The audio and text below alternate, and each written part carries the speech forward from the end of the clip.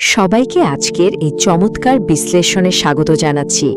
আজ আমরা অত্যন্ত গভীর আর চিন্তার খোরাক জোগানো একটা বিষয় নিয়ে কথা বলবো।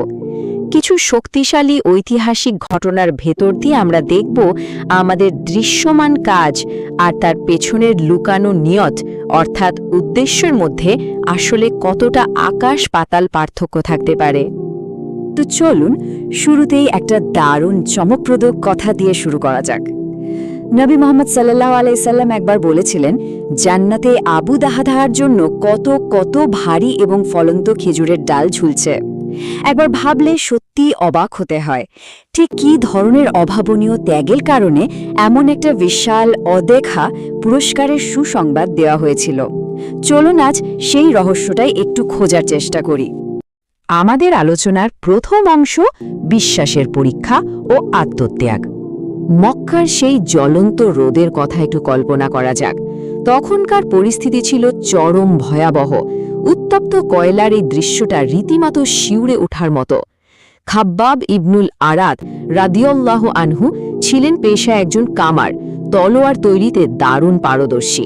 কিন্তু ইসলাম গ্রহণের অপরাধে তার মনিব তাকে মরুভূমির ওই জ্বলন্ত কয়লার ওপর শুইয়ে দিত। আর শুধু তাই নয়, একজন তার বুকের ওপর পা দিয়ে শক্ত করে চেপে ধরত, যেন তিনি একটুও নড়তে না পারেন। পিঠের চর্বি গলে সেই আগুন নিভে যেত, কিন্তু অবিশ্বাস্য ব্যাপার হলো তার মুখ থেকে যন্ত্রণার একটা আহ শব্দ বের হয়নি কখনো। এই যে চরম অমানবিক নির্যাতন, এর ভার সইতে না পেরে একদিন খাব্বাব রাদিয়াল্লাহ রাসূল সাল্লাল্লাহু আলাইহি সাল্লামের কাছে গিয়ে এক আকুল আবেদন করে বসলেন। তিনি বলেছিলেন, হে আল্লাহর রাসূল, আপনি কি আমাদের জন্য আল্লাহর কাছে সাহায্য চাইবেন না? আপনি কি আমাদের জন্য দোয়া করবেন না? তার এই ব্যাকুল কথাটা শুনলেই বোঝা যায় সেই সময়ে শারীরিক আর মানসিক নির্যাতনের মাত্রা ঠিক কতটা চরম পর্যায়ে পৌঁছেছিল। কিন্তু রাসূল সাল্লাল্লাহু আলাইহি ওয়াসাল্লাম তখন এই বর্তমান যন্ত্রণার বিষয়টিকে ইতিহাসের একটা বিশাল ক্যানভাসে শান্তভাবে তুলে ধরলেন।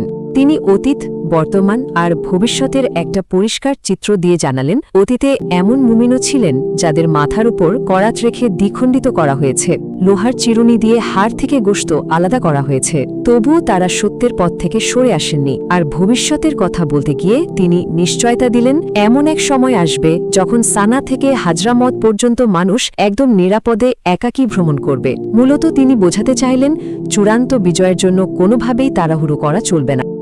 এইবার আমরা চলে যাচ্ছি দ্বিতীয় অংশে, জান্নাতের সওদাগর।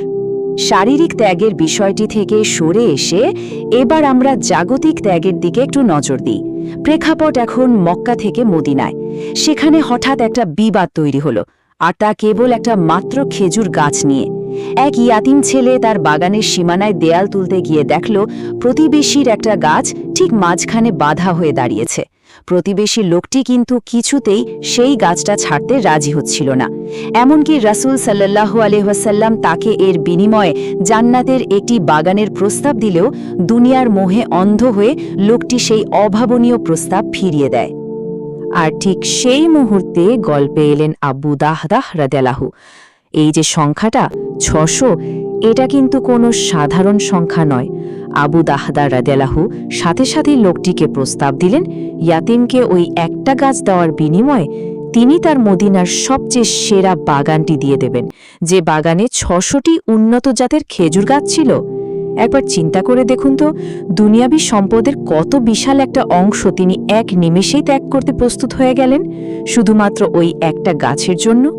তো এখানকার সবচেয়ে গুরুত্বপূর্ণ পয়েন্টটা হলো তাদের মানসিকতা।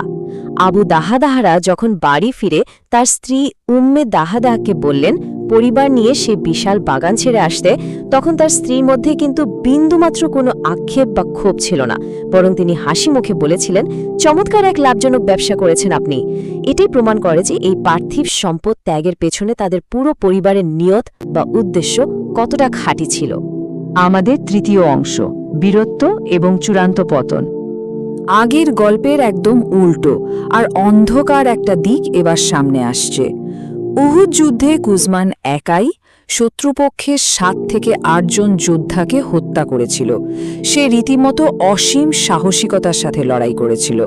তার এই প্রবল বীরত্ব দেখে সবাই ধরে নিয়েছিল যে কুজমান নিঃসন্দেহে একজন বড় বীর এবং তার পরিত্রাণ বা জান্নাত তো একেবারেই নিশ্চিত। কিন্তু এর পরেই আসে একটা বিশাল ধাক্কা। যখন সবাই কুজমানের প্রশংসায় পঞ্চমুখ, তখন রাসূল সাল্লাল্লাহু আলাইহি ওয়াসাল্লাম উপস্থিত সবাইকে চমকে দিয়ে অত্যন্ত স্পষ্টভাবে বললেন, সে নিশ্চিত জাহান্নামী। এই কথাটা শোনার পর সবার তো চক্ষু চড়ক গাছ।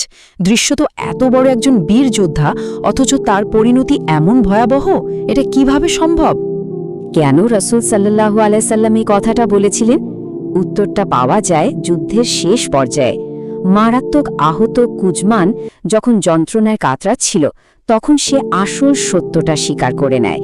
সে স্পষ্টভাবে বলেছিল, আমি তো আল্লাহর জন্য যুদ্ধ করিনি, আমি যুদ্ধ করেছি কেবল আমার বংশের মর্যাদা আর কুরাইশদের হাত থেকে মদিনাকে রক্ষা করার জন্য। এরপর সে নিজেই নিজের বুকে আঘাত করে আত্মহত্যা করে। অর্থাৎ জাগতিক সম্মান আর লৌকিকতার এই নিয়ত তার সমস্ত বিশাল আত্মত্যাগ আর বীরত্বকে পুরোপুরি ধুলোয় মিশিয়ে দিয়েছিল। আলোচনার একদম শেষ অংশে আমরা চলে এসেছি, আমাদের জীবনের চূড়ান্ত শিক্ষা। মক্কা ও মদিনার এই ঘটনাগুলোকে যদি আমরা এক জায়গায় করি, তাহলে খুব চমৎকারভাবে ফুটে ওঠে কিভাবে নিয়ত বা উদ্দেশ্য একজন মানুষের চূড়ান্ত পরিণতি পুরোপুরি বদলে দেয়। একদিকে দেখুন, আবু দাহদা রাদিয়াল্লাহু তাআলা আনহু জান্নাতের আশায় একদম খাঁটি নিয়তে তার 600 গাছের বাগান দিয়ে দিলেন। তিনি দুনিয়ার বিশাল সম্পদ হারালেন ঠিকই, কিন্তু অনন্তকালের জন্য লাভবান হলেন।